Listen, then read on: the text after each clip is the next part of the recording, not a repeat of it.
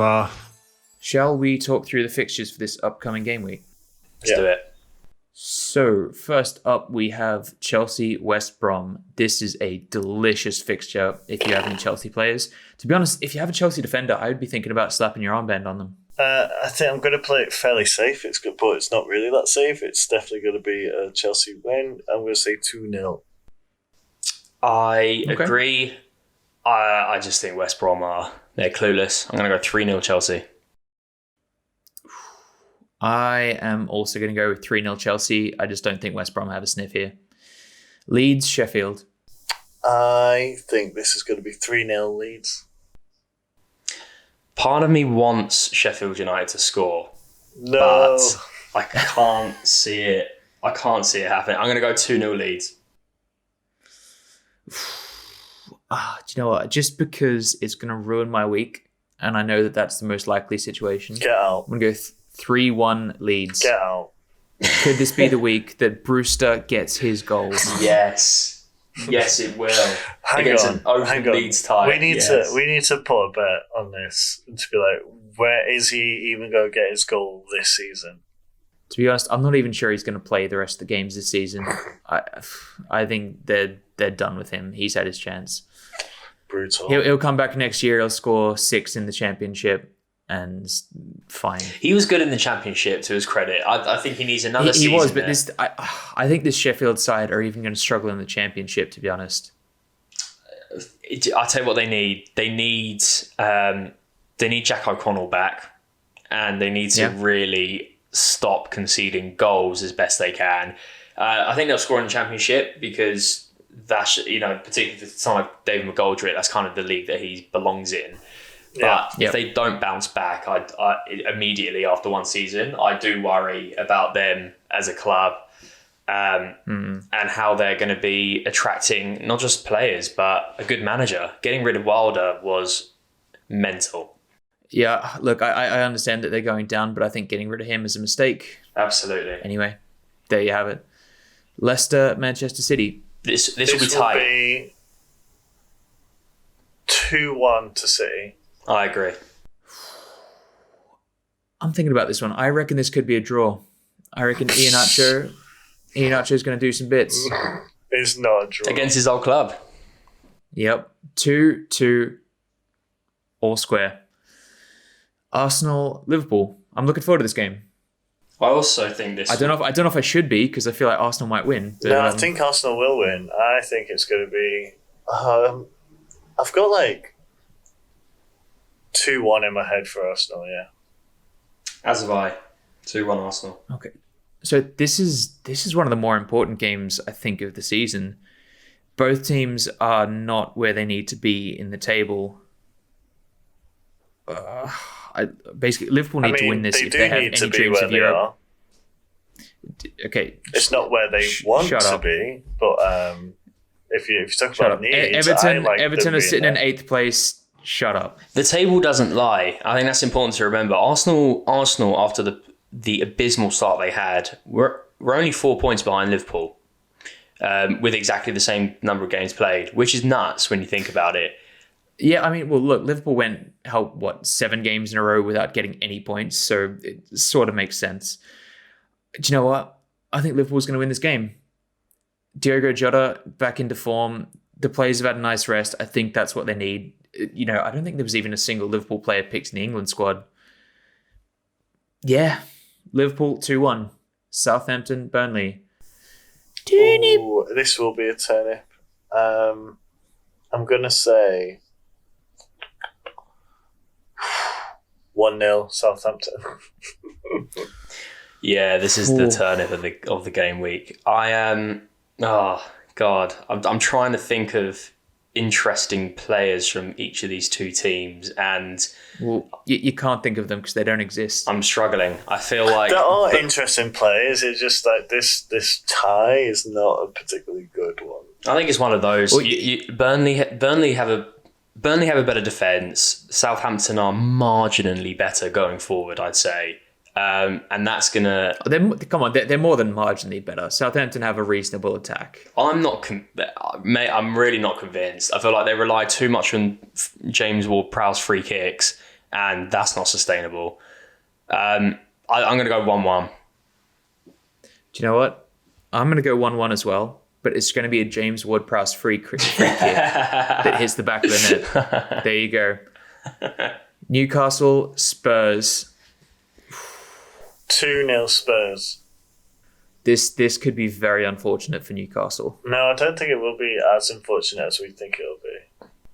I think you're right, Jim. I'm going to agree with you on 2-0. If Spurs are firing and they have Bale and Moura and Son's maybe making a return and Kane's obviously on top, it becomes a bit more in Tottenham's favour. I'm going to go 2-0. So I don't think we're going to see Son this week, but regardless, I think that Spurs are going to get the job done and convincingly. I think this has 3-0 written all over it. Aston Villa, Fulham. This is hard to predict. Villa.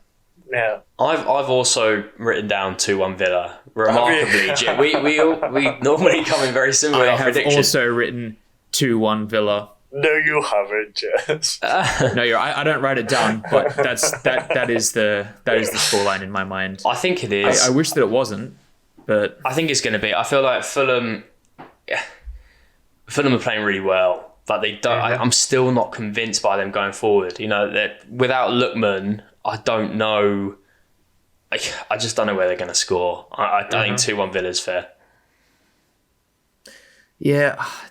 It's desperate times now for Fulham. Like they're in the fight of their life. They've got to start making wins. Villa have been playing quite well this season. Yeah, but like Villa, they're one of those sides that you could pull off a win against them. I think Fulham really need this, and they're going to be looking at this game.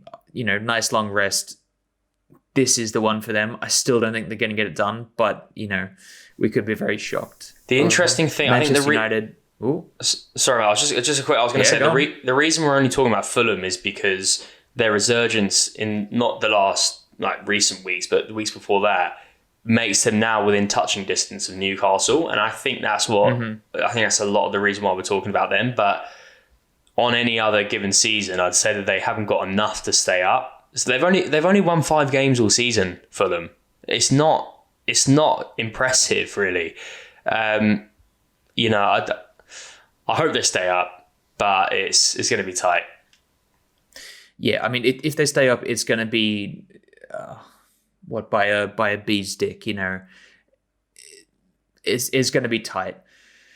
I think next season, if they do stay up, they're going to need to really look at their forward line and figure something else out. I think Mitrovic has done a good job over the years. He's not in favour anymore, and really, I think he's probably past his expiry date at Fulham.